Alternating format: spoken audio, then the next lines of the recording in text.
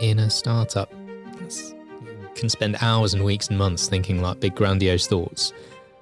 You really just got to do something. So it's really satisfying seeing stuff happen. But it's much, it's not a job, it's a lifestyle. Maybe this is like a me thing rather than a founder thing, but I feel really bad giving the tedious jobs to other people in the team. And so I kind of end up doing a lot of those. And then you're like, okay, cool, we've got a plan, we're going to do it. And then you get started, and within about 20 minutes of getting started, you're like, well, this doesn't work. It's not like this sexy job that I think people think it is. So this is Vulnerable, the first founder mental health podcast powered by Founders Taboo. Let's get into it. Welcome. Thank you. How are you? I'm good. I have just come off the back of an hour-long pitch, and so I'm like half wired and half asleep. Really? Yeah, good luck. Coffee? You a big coffee drinker? I'm a big coffee drinker, but yeah, me too. I have to stop at lunchtime, otherwise it gets out of hand. I stop at 11, yeah. 11? Yeah. That is aggressive. I mean, I got really into my sleep during lockdown, like a bit overly. So, well, I don't think you can be overly into your sleep. Like, it's, if I don't sleep, like my mental health's in the toilet. That's reasonable. I'm not a good sleeper, so I think I'd just avoid caffeine. How many hours do you do a day? I mean, last night I did 5. No way. Yeah. Not on purpose. It just happened. Really? Yeah. Why? That actually was my wife's fault. She was working till like 2 a.m. Really? So I just kept working and then realised it was midnight. Wow. Decided I should probably go to bed. What does she do? She's a consultant for an American firm. Oh, which one? She wouldn't want me to say. Oh, gosh. I know. Wow. Actually, why did I say that? I don't know. That's odd. It's literally on LinkedIn. McKinsey, Bain, BCG, something like that? No, Alex Partners. Oh, okay. Like that kettle of fish. Yeah, I used to recruit those fuckers. They're not fuckers. You feel good about that now, don't you? Do you know what? Some of my... I still speak to a hell of a lot of those old candidates who are just the most amazing people. They're some of the smartest human beings I know. And they are great.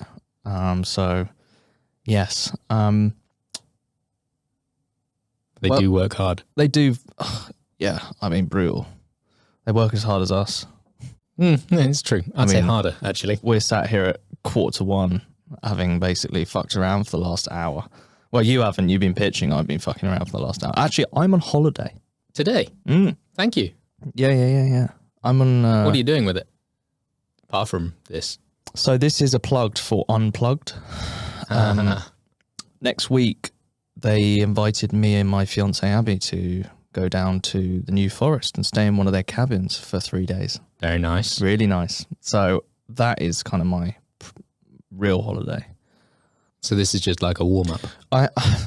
So in full transparency, and this is really good for this podcast as well, on Tuesday, this week, I was looking at my computer, my laptop,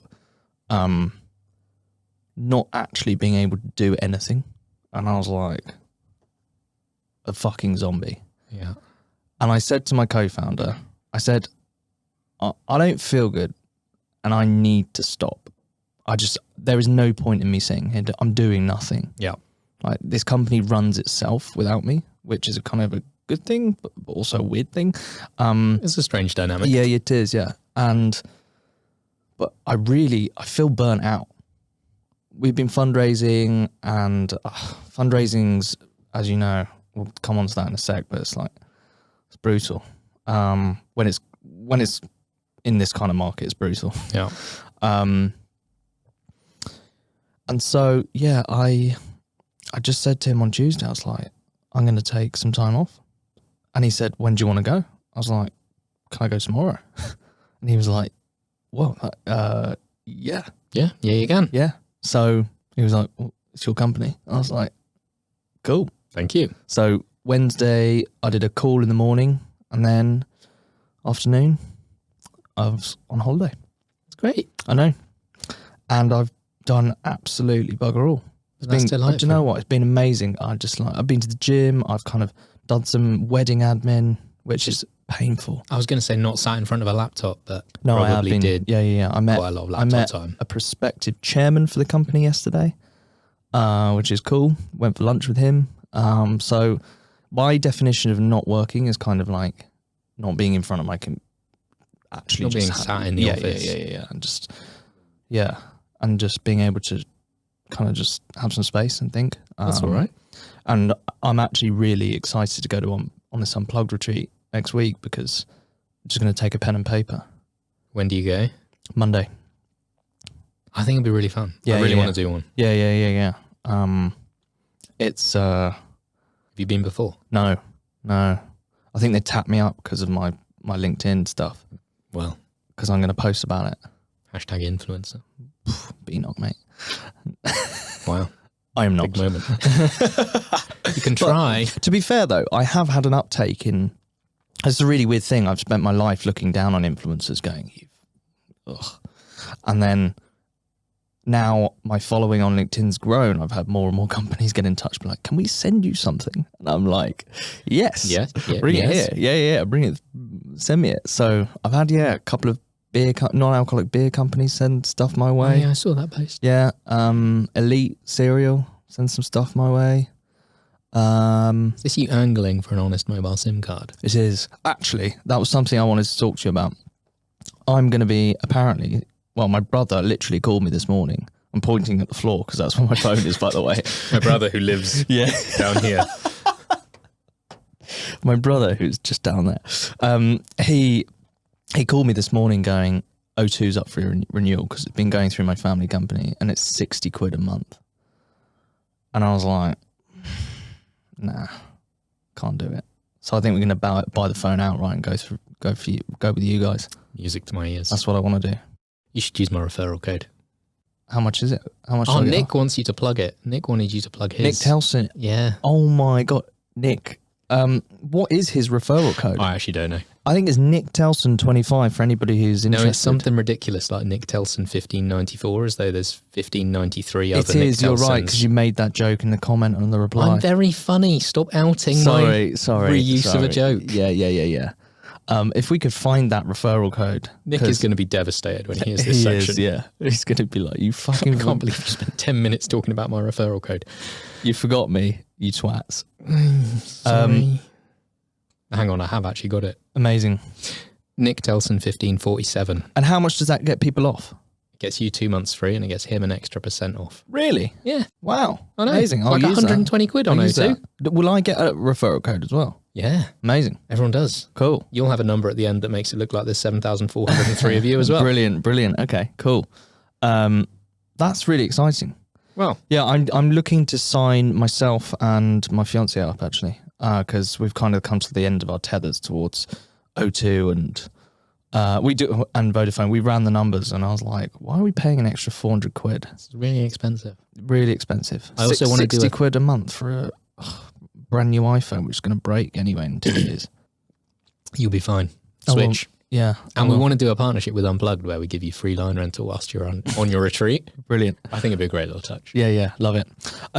Andy, we haven't just come here to fuck around, even though it sounds like that for the first 8 minutes and 42 seconds of this podcast episode. Really depends how much you edit it. I know. I Hopefully a lot. never edit these episodes. Wonderful. Yeah. I quite like them raw. In a non-sexual way. I'm not sure if people are getting what they wanted from this episode. You have a very interesting company. It is rare. There is a select few amount of companies who really take on the big guns across a few industries. And I'm talking about I'm thinking of brands like Nothing moving into headphones and now phones. You guys really trying to ruffle feathers within telco. You were at Deloitte, right, for 10 years as a strategy consultant. Yeah, give or take. Yeah. Slightly different world now. Okay. I trained as an accountant there, which was not the most exciting thing I've ever done, but it was good training, and bizarrely spent about 5 years working on a telecoms project. Really? Which was also not that exciting, but it turns out really helpful if you run a mobile network. Yeah. And then set up a team at Deloitte that just worked with startups. So Really? kind of got a taste of startup life, I suppose. and decided to leave because running a startup inside a corporate's difficult. It is difficult. There's lots of different tensions and things. You're given a bit of money, but there's tons of bureaucracy, basically. Yeah, there's a lot of bureaucracy. That's correct. So I decided to leave at the end of 2018. Set up honest with an old school friend of mine. And yeah, it's very different to corporate life. How did you find the transition? Because do you know what? I know so many ex-strategy consultants who do make this transition and don't talk about how hard they find it, because it is almost the complete opposite worlds. Yeah, it's the complete opposite, and I guess I like that because I get to do things in a consulting-y type job. Spend a lot of time thinking about stuff that would be a good idea for someone else to do, and then you kind of hand it to someone and watch nothing happen. Sometimes great things happen, don't get me wrong. Whereas in a startup, you can spend hours and weeks and months thinking like big grandiose thoughts, but you really just got to do something. So it's really satisfying seeing stuff happen, but it's much, it's not a job, it's a lifestyle. I should coin that slogan. It's completely different. How did you find the transition? I found it great. Really? I really enjoyed it. I really do enjoy it still. But you can't think of it as like it's the end of the day, I'm going to switch off. Like, I still do customer support at 11 p.m. at night. I work 7 days a week. Even when I'm off, I do the tech stuff in the business. And so if something goes wrong, most of the time I need to fix it. Yeah. And so it's really hard to switch off. Like, even if I'm on holiday or something, like, I kind of have that back of mind that, that's still here. A bit like you were saying, kind of the core business. A lot of it runs itself. There's stuff we could improve every day, but there's a few things that if they go wrong, I know that I have to go and fix it. Really? It's all right. I'm okay with that. But it's not you can't kid yourself that it's a 9 to 5 or a easy choice. I'm really excited to actually go into the nitty gritty of how you started building a challenger telecoms company, because it is so different. It's basically like Monzo back in day, right? Taking on the banks. That is essentially what you've done with Honest Mobile, because there is no other. I haven't come across really any big challengers who are like, we're actually taking on the status quo. Yes, there's other players. There's GIF-Gaff, there's Tesco Mobile, there's those kind of like cheaper guys, basically. The market kind of divides itself in two. So there's the people you were talking about earlier, O2 or Vodafone or whoever, who wants to charge you quite a lot of money generally. And wants you to be there for 24 months and wants you to have an iPhone 14 Pro this year and an iPhone 15 Pro next year. And then there's people who have this realization that they're spending £100 a month, and that's quite a lot of money. And so they think, hey, I could switch to Tesco or GIF-Gaff or Smarty or Superdrug Mobile. And they save some money, but then suddenly they realize there's no customer support team. They are on the wrong plan. It doesn't work. They don't get 5G. And it's kind of like there's just this horrible compromise. And the customer support's still rubbish. So we figured there was a really great spot in the middle to offer people just a better experience. And I think there's this perception, and you're kind of touching on it, that like it's really complicated or that it's like super high tech and like really complex. And it's actually the opposite. It's all like still runs on technology from the 1980s. Really? And so like there's like, when we were getting set up, people were like, oh yeah, if you send us your billing records on a magnetic tape in the post once a week, We were like, what? I don't want to send you something in the post. And they were like, yeah, so you send it to us in the post, and then we'll process it, and then we'll send everyone a paper bill. No way. Yeah. And that was like... Genuinely? Genuinely true story. So like, I'm kind of a geek, but I'm a self-taught coder. And so I built the stuff we've done. And that horrifies some people. And they're entitled to that opinion. Then you compare us to EE and you're like, oh my God, it's amazing. But yeah, we originally assumed that it was going to be really complicated and we were going to need to pay someone a lot of money to like decide how much your bill should be. You know, if you phone a phone number in Azerbaijan, we need to check who you phoned and how much it costs, and we need to speak to their network and say, hey, how long were they on the phone? And they need to tell us. And it sounds quite complicated when you do that millions of times a day. And so we're like, oh yeah, we'll pay someone to do that. That's a good idea. And we spoke to 3 different companies, and the most expensive of them, bearing in mind at this point we have raised no money, we're running the business off a credit card. Really? The most expensive one was like, it'll be about £750,000, and we can set that up for you. And yeah, you can send us, the record of everyone's calls on a magnetic tape once a week, and we'll process them, and then we'll send out a paper bill. And I was like, but we want to send people a push notification. We want to say, hey, you just used a load of data. Did you think you're on Wi-Fi? And they were like, oh, you can't do that. No one else does that. Why would you do that? Like, that's the whole fucking point. Like, it's rubbish. And so we spoke to another company, and they were like 50 grand for the same thing. So the 750 is a probably larger number than it needed to be. I don't know why they thought we had that much money. But they said the same thing. They were like, yeah, send us your call records once a week on a magnetic tape.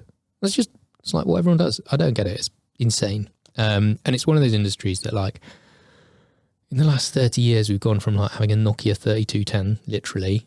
No, actually 30 years ago, it was like a Nokia 2210. It was like a proper brick. Yeah.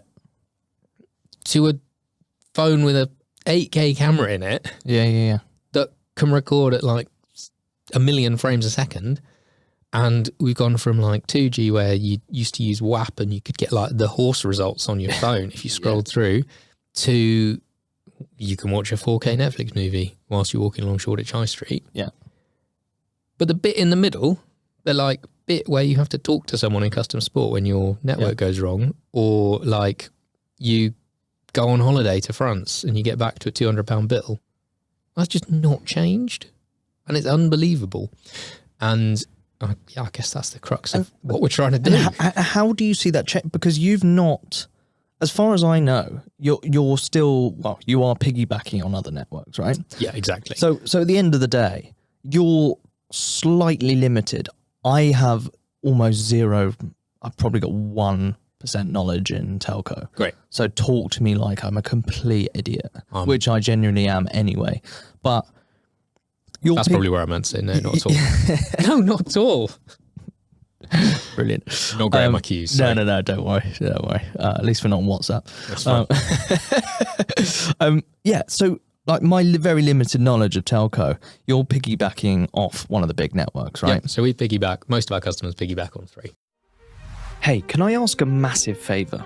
Can you subscribe to this podcast right now, if you haven't already? Your subscribes, your sharing, your liking, your commenting all over social media is increasing our reach, and it's meaning that founders out there know it's okay to talk about their mental health. Thank you. Vulnerable, a Founders Taboo podcast, has been created to raise awareness on the highs, lows, and taboos of the founder journey, to amplify the raw and unfiltered stories of founders, and to remind those listening that they are not alone. Founders Taboo is a movement dedicated to improving access to support for founders' mental health and well-being, in order to build a healthier startup ecosystem as a whole. Entrepreneurship is undeniably hard, but it doesn't have to cause hardship. We know that entrepreneurship is often lonely, but it doesn't have to be. Our support includes a safe space to take off the mask and interact with fellow founders in a free online community. You can access hundreds of psychologically informed resources and exercises to build up your mental health literacy. You can source and connect with startup and well-being professionals. You can participate in live support sessions, attend retreats, and much more. We want to promote mindfulness and entrepreneurship, harmony rather than conflict between health and building a business. And this all starts with speaking out and breaking some taboos. Join the movement. All founders are welcome. Follow us on LinkedIn to keep up to date and get involved. So there is a kind of barrier which is out of your control, or there's an area out of your control when it comes to building telco. Yes, there is an area outside of our control. And so if you go back to the Monzo analogy, they still, and actually Monzo really pushed the barriers on this, but they still have to rely on payment interchanges that exist with other banks. So they still have to use the faster payments infrastructure, for instance. We have to use the 3 infrastructure, and don't get me wrong, it would be quite fun to build our own infrastructure, but that would involve building literally 15,000 metal towers around the UK to stick aerials on, and licensing spectrum from the government, and that's billions of pounds. And it's also stupid for a number of reasons, but why one are you of which reinventing is, the wheel, of course. And also it's completely unsustainable in in the sustainability sense of the word sustainable. Yeah. The infrastructure is already there, so we can just make better use of it. But there is stuff that we'd like to be able to do that we just can't at the moment. But as we grow, we can poke and prod and cajole and ask them nicely, or not so nicely, to do things for us. And I guess our view is that a bit like in broadband, energy is probably a better example. A bit like in energy, there's the national grid. They build the wires. Our view is that mobile, someone needs to build the masts. Don't get me wrong, but that person that builds the masts doesn't need to be the same person that looks after you. Yeah, because it's pretty unlikely that you're going to be great at physical engineering and planning policy, and also looking after a consumer. They're not the same thing. No. But yeah, so it's also quite weird that you're competing with your own supply chain, which at the moment we're small enough that no one's getting too upset. But there's obviously a tension as you grow when that is how your business runs. But that's all right. So the big networks quite like big wholesale customers, because we do all the marketing, we do all the customer support, and they just get to do the masts, which they're actually all right at. In the early part of building Honest Mate, what were the hard parts? I'm talking for you mentally and personally, thinking, fuck, this is a huge mountain to climb here. So I guess it was never the intimidation of the mountain. It was the smaller stuff. I've never been massive on social media. The first time we did a post and someone was like, "You're shit," you just take it really personally. Yeah, do you? Of course, I did. Everybody does. And it wasn't aimed at me. It was aimed at this nebulous brand over there called Honest Mobile that we'd posted, and it was really weird having someone just say you're shit, and you're like, I've tried really hard, this is everything I've been doing for 6 months, and your entire contribution to the conversation is your shit.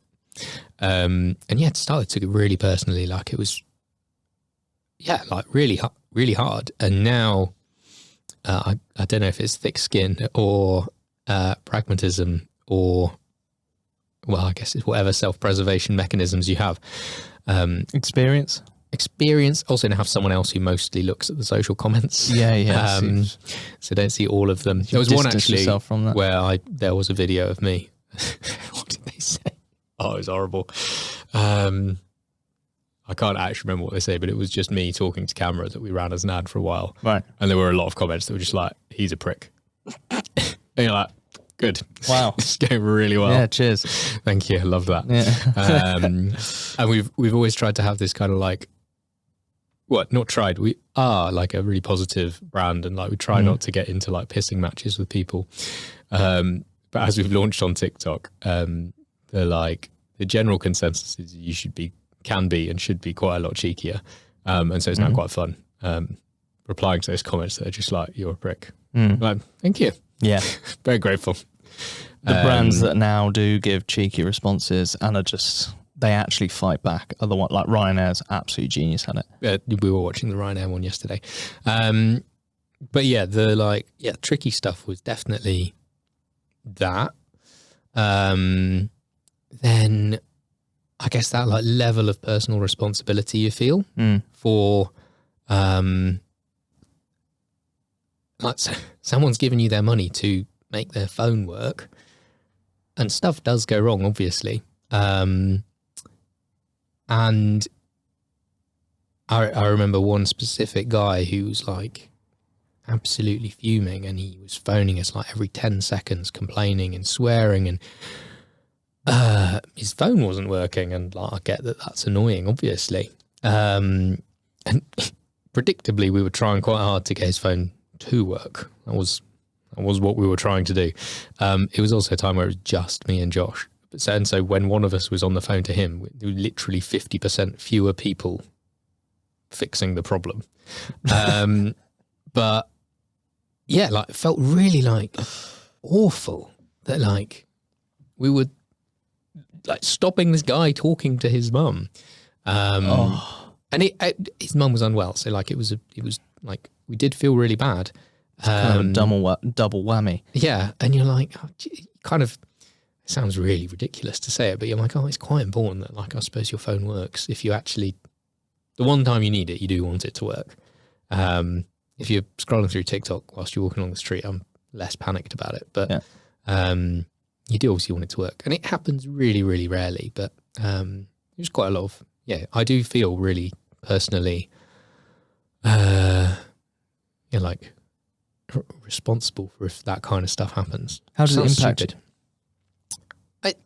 I'm actually all right with it now. Yeah. Kind of, I guess every time it happens for the first time, you feel I felt very like, oh, geez, I'd never imagined that like this would happen. And yeah, I guess kind of, as you say, maybe it's experience, maybe it's thick skin, maybe it's, you start to get a little bit less panicked. I guess you've just seen it before. Do you get anxious? I don't really get. I'm very laid back, and I'm generally very positive. Yeah. And I think that probably helps. I think if you're not like wildly optimistic, as a founder, you could. I think you're going to have a more difficult time, because like something goes wrong every day, obviously, and if that is the kind of thing that really gets you down, I can see that'd be really hard. Whereas I'm just quite excited that something happened, really, and that like maybe hopefully we can stop that happening again. So it's, I don't get anxious about it at all. Like I genuinely like really enjoy it, and I wouldn't do it differently, but there's obviously kind of frustrating things that happen that are hard work or are frustrating, that I guess you just have to be all right with. One of the interesting things I have kind of come up against is the wrong phrase, have been discussing on this podcast quite a lot is actually what it is like to be a founder. And it seems like there's a very warped view out there of what it's like to be a founder, probably because of the glitz and glamour of exits, IPOs, ringing the bell at the NASDAQ or wherever it might be, and going, fuck, we built a unicorn, we got XYZ on our cap table, and everything is hunky-dory. But it's not like that at all, right? No, it's not like that at the moment. It's just quite a lot of the time it's just quite boring. Really? How so? Well, you're running a business. Yeah. Like maybe it's the nature of like the bits of the jobs that I do, but you have to do your accounts. You have to do a VAT return. You have to check there's enough money in the bank account. You have to order the Coke to go in the fridge. Like, I think there's a lot of and maybe this is like a me thing rather than a founder thing, but I feel really bad giving the tedious jobs to other people in the team. And so I kind of end up doing a lot of those. I end up doing a lot of those, like ordering the Coke for the fridge, where I'm like, oh, that's kind of a boring job. Like, Why do you feel bad about that? I'm just like, oh, it's a very boring job, isn't it? No one comes to work to do that. I admit some people come to work to do that, but no one in the team that we hired was hired to be like A Coke stocker. A Coke stocker. And so like all the kind of random little jobs like that, I suppose, end up falling back on me. And so you kind of get to the end of the day, you're like, I had a really odd day. Like I asked someone for £1 million. I ordered some Coke. And I found a missing comma in 400 lines of code.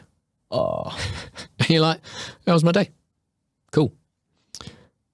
Good. wow. It's gone well. Really? And it's not like this sexy job that I think people think it is. I'm quite like one of my close friends is a founder, and he'd been doing it for about 5 years before I got started. So I kind of seen his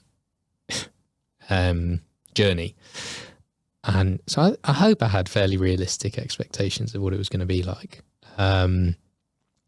What I hadn't anticipated was like particularly doing a consumer brand or a brand that has like a consumer footprint. Is that people do customer support at not 9 till 5. No.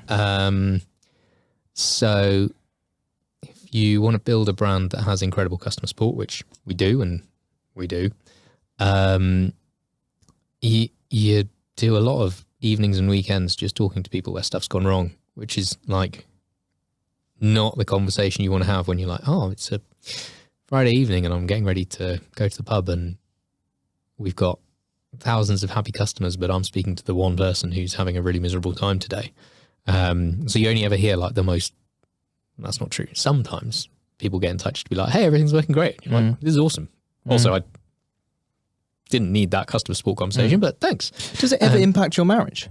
Yeah, it's definitely like,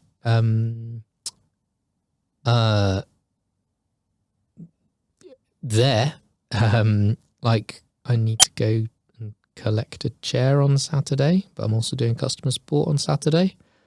And so like, I'll be driving along and my phone will go buzz and I'll probably ask my wife to do some customer support. Wow. We were on holiday once in France and one of our investors got in touch being like, hey, my phone's not working. This is the only thing I talk about, isn't it? My phone's not working. And I was like, oh my God, Sarah, it's a really important investor. Can you speak to them? And I like dictated this message. I was like, you should explain who you are. She'll think it's moderately amusing. And the investor was like, oh my God, I'm so sorry. Like, I didn't want to interrupt your holiday. Lovely to speak to you, Sarah. I'll leave you alone now. But she rang you up. This was all on WhatsApp. Right, okay. Yeah, that happens more often than I think would be nice. Is she okay with it? She is supportive of it, yeah. I think we both would be delighted if I did less. Really? Yeah. What does doing less mean? Well, she works really hard, but it's different to being a founder, I suppose. And like yesterday I did less hours for sure. But it just never stops. Like it's really hard to switch off in like the short term. So a bit like if you go to Unplugged next week for 3 days, like admittedly without a phone, maybe it's different, but it's hard to like completely unengage in a really short space of time. Like if I go away for 2 weeks, I can I can switch off. But if I'm away for like 2 days, I cannot do anything. As in, I cannot open Slack, I cannot open my emails, I cannot open my laptop. But I'll definitely still be kind of like whirring in the back of my mind. I don't think it ever stops. I don't think it should. I think that the compartmentalization of work-life balance is bollocks. Yeah, I think there is no... I think you have to learn to dial it down and you have to learn how to accept that it is always going to be there. and equally, partners, wives, girlfriends, boyfriends, husbands of founders, there's an interesting dynamic, I think, because I see it a lot with Abby. She gets it, and she's like fully supportive, but equally, when I'm doing too much, she says to me, "Hey, you've been here before. Like, you've been at the point of looking over the abyss because you've been doing too much." Yeah. And then I dial it down. But equally, I think there's an acceptance that I'm always going to be thinking about this. And so, for example, next week, like, I'm actually excited to think about the business. Yeah. But in a field with my stinking 10-year-old dog. Beautiful. And my lovely smelling fiance. Good in save. a very small shack. But being able to actually accept that I won't probably switch off. I will be in different states of enjoyment, flow, happiness, a lot of pondering, a lot of pensiveness, if that's a word. And I can enjoy that.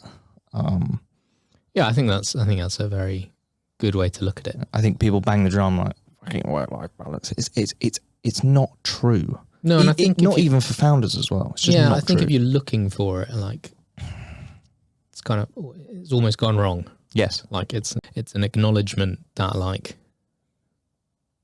how it isn't working. And I don't think you can. I don't think it's the right way to look at it, as you say. And I think partners are also like, what does Abby do? yes, she's a lawyer. Great. I think often they say, the partner of a founder has a very important role to play. Could you try again? Oh my God, will you shut up, Siri?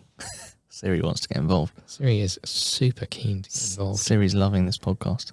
Don't know how to turn her off.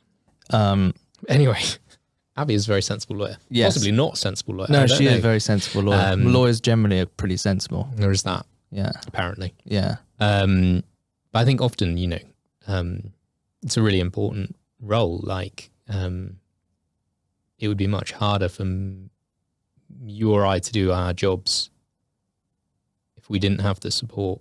I think it must be crazy to have two founders in a relationship, I guess is what I'm saying.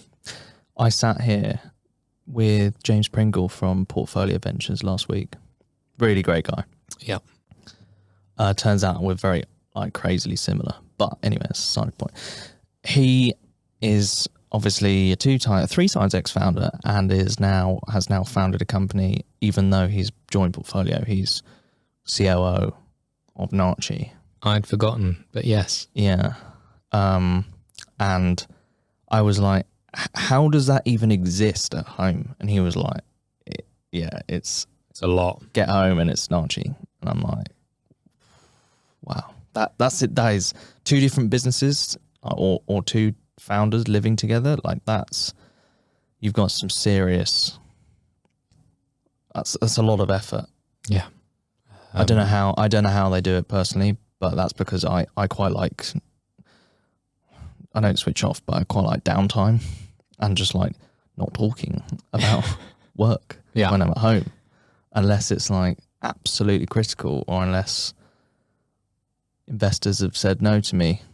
And I said, Abby, I really need a beer. That's fair. Yeah. Also think it's a really important sounding board role as well, actually. 100%. I think people have different approaches to it. I know one person who really hates talking to their partner about work, which is fine. But a lot of our what maybe the team thinks are my ideas are actually not my ideas at all. And it's, from just being sat around at dinner chatting about what happened or what we're trying to do. And suddenly, someone who's been there the whole way through, is like, well, why don't you do that? And you're like, oh my shit, well, that's a genius idea. Yeah. You're like, how did I not come up with that? How long have you been building on this mobile for now? 4 years. 4 years. 4 years, yeah. What would you say to Andy 4 years ago, what piece of advice would you give Andy 4 years ago that you know now? Someone asked me this the other day, and I'm going to say the same thing. Oh, someone stole my concept. Someone stole your question. I'm sorry. It was even on another podcast.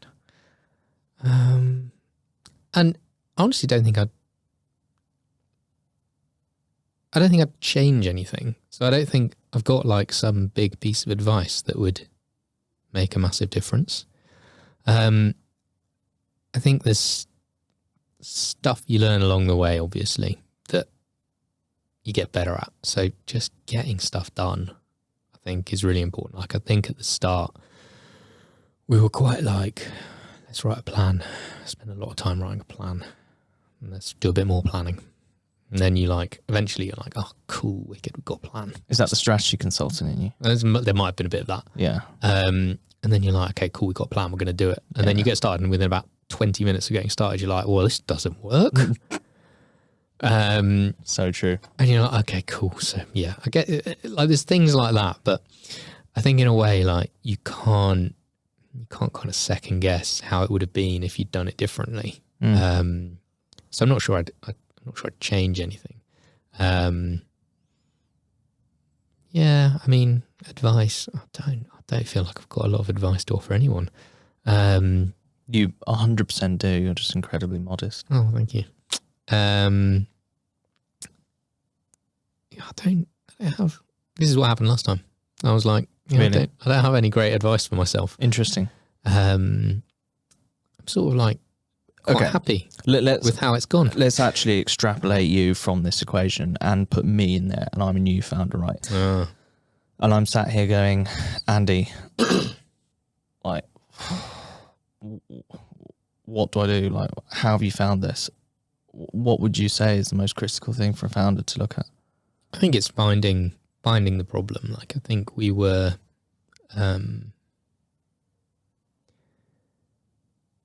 we worked out that people hated their mobile networks. But like finding but that's such a broad thing. Like, you can ask anyone anything and they'll say they hate. Yeah. They'll say they hate something if you ask them. $1,000,000%. And so there's probably more to do on like unpicking that very specific little piece of that problem that you're going to fix, and exactly how you're going to do it differently that makes it better. And I think, kind of finding that niche is really important. And like, I was speaking to someone at an event the other day. He was like a 18-year-old who just left school. And he was like, he wanted to set up bizarrely a telecoms business, an Internet of Things business, where he wanted to build sensors to put into farmers' fields to like measure rainfall and like help farmers work out how to manage their crops better. Wow. I was like, that's amazing. I don't know how you came up with that, like, as a 18-year-old who lives in central London. If you lived on a farm, I could see that. But and it's like, it's so specific, but also there's so many businesses that actually do that already. Because we happen to know them, because all of those little sensors need SIM cards in them. And so it's like, well, what's your thing going to be that's different to the 97,000 other versions of a very similar take on the problem? And yours is actually offsetting carbon footprint, right? Yeah, as is around. And how do you measure that from a telco perspective? So there's some very good science done by Mike Berners-Lee, who's Tim Berners-Lee's brother. Really? So Tim Berners-Lee invented the internet. Mike Berners-Lee is a world-leading climate scientist, so very high-performing family.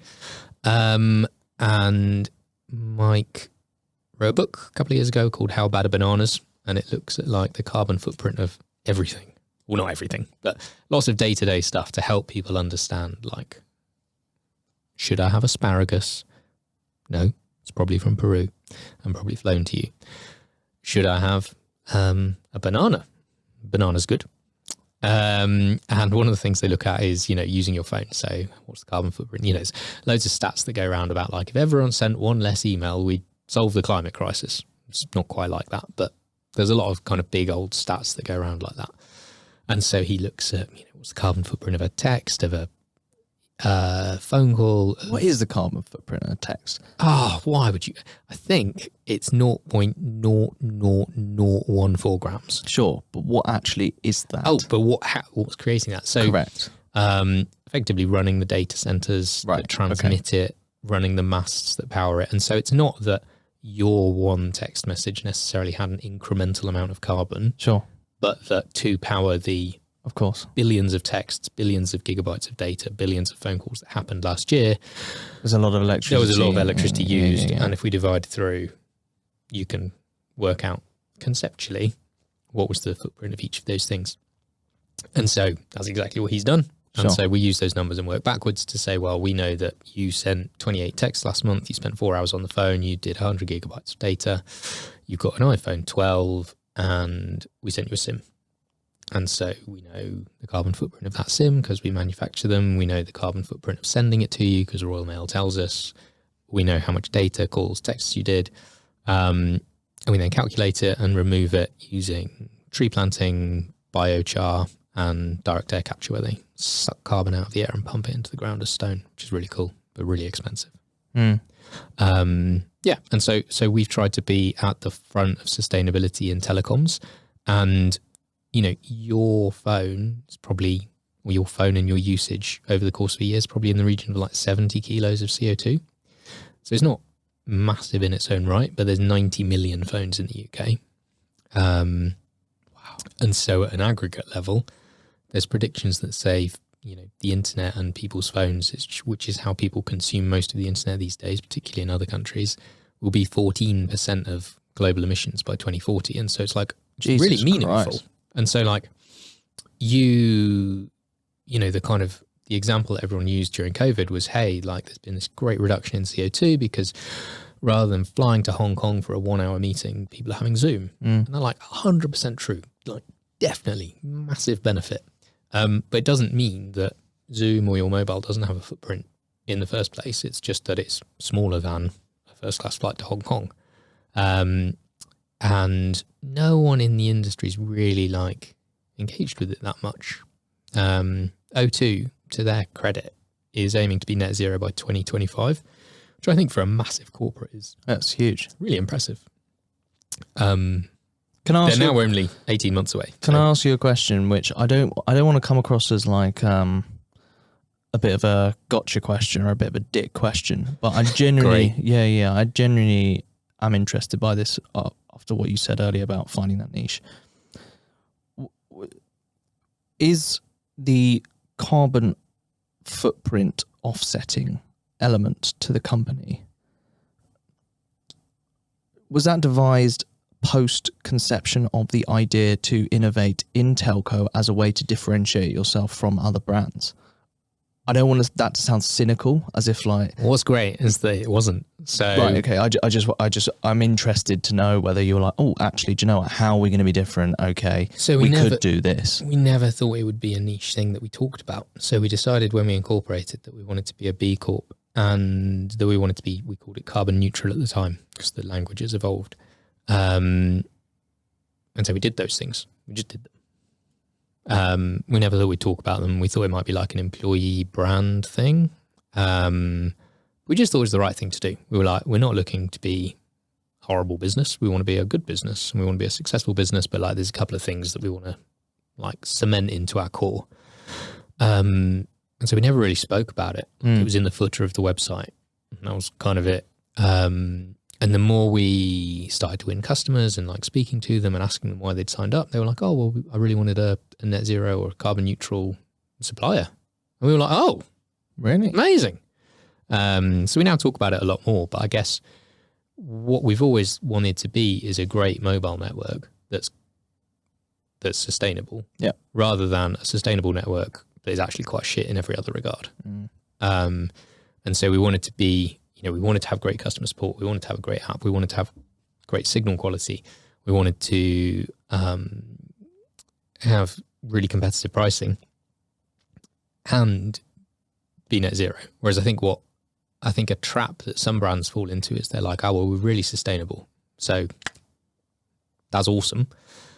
But our product's actually pretty rubbish. And like, I just feel like that's the wrong way to achieve a long-term change, because, ultimately, if your product isn't that great, your customer's probably going to leave. And if you're the only person in that market doing something sustainable, it's over. Yeah.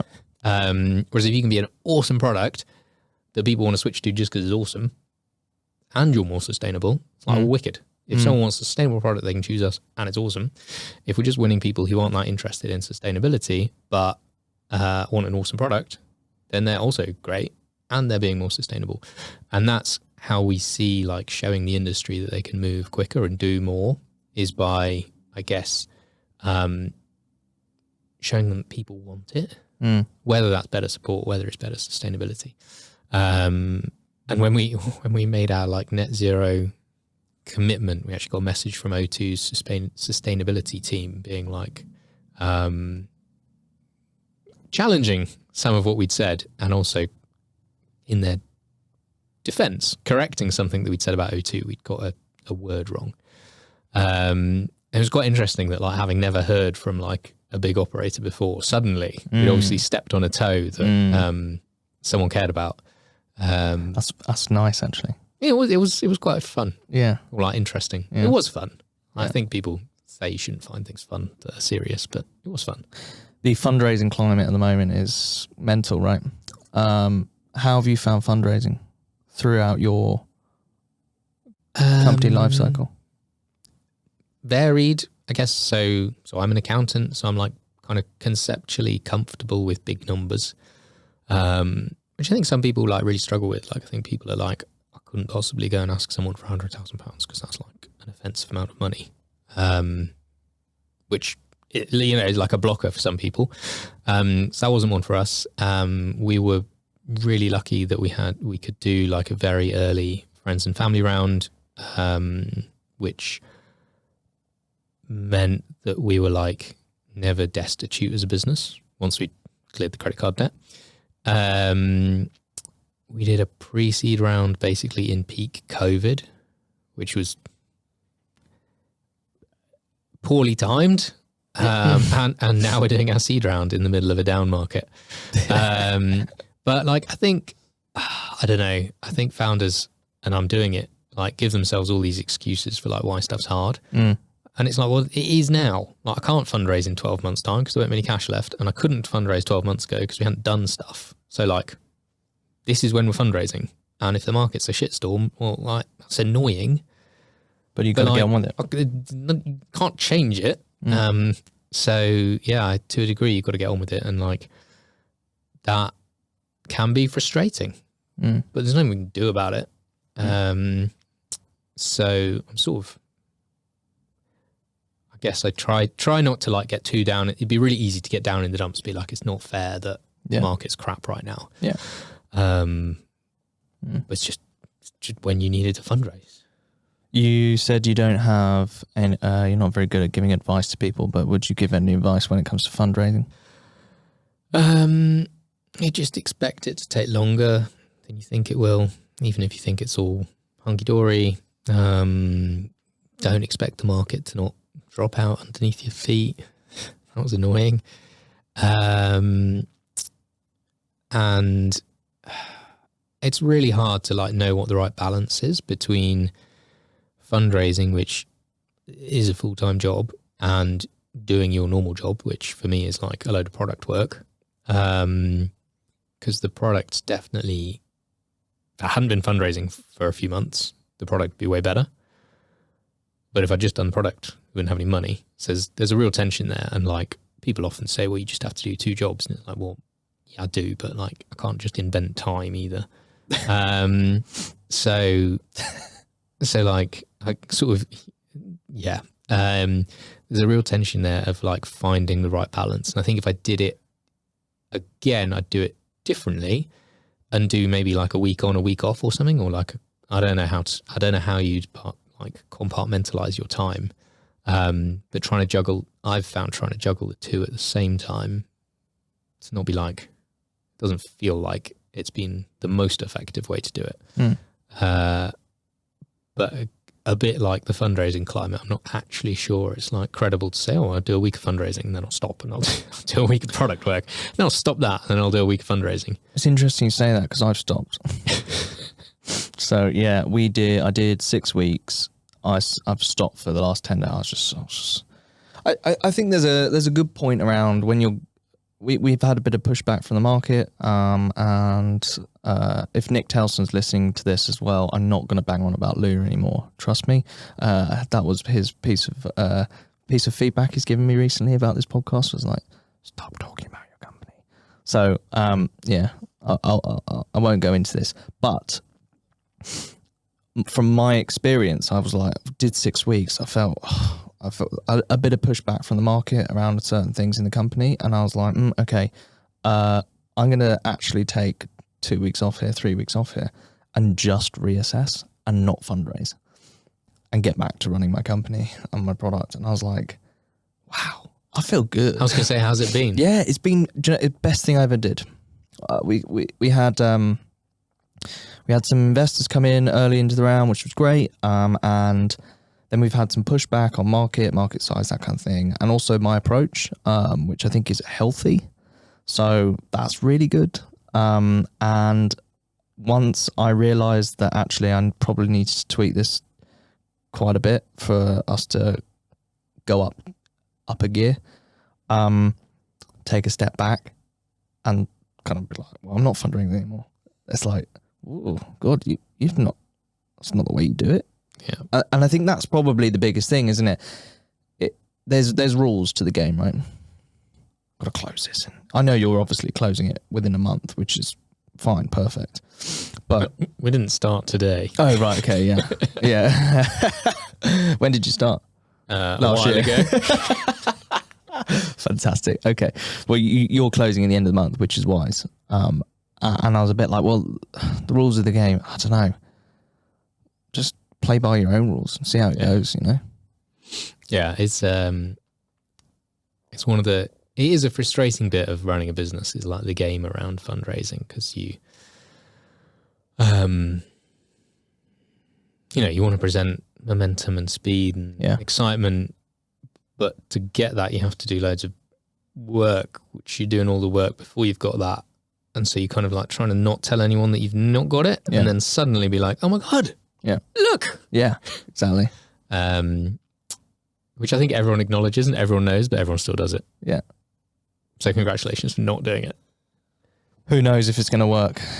So yeah, I just thought I'd throw my hat in the ring with people listening who are like, oh God, I'm really struggling with fundraising. It's like, well, it doesn't have to be done the way it's always been done. You can stop for a little bit, recalibrate, and actually rethink things, and that is okay. And I just don't think people do that enough. No. We've done 56 minutes, mate. This has been awesome. I've got someone banging at the window. Really, as well. saying, oi, get out. I assume they're just like fanboying. Yeah, no, I don't think so. Maybe they're saying get out. This has been awesome. Thank you so much for coming on and being you. My pleasure. Thanks for having me. Yeah, I'll stop it here and say, if people want to check out Honest Mobile, www.honestmobile.com or .co.uk? .co.uk. Cool. Check it out. Yeah, check it out now. And use Nick Telson 1547. Over and out.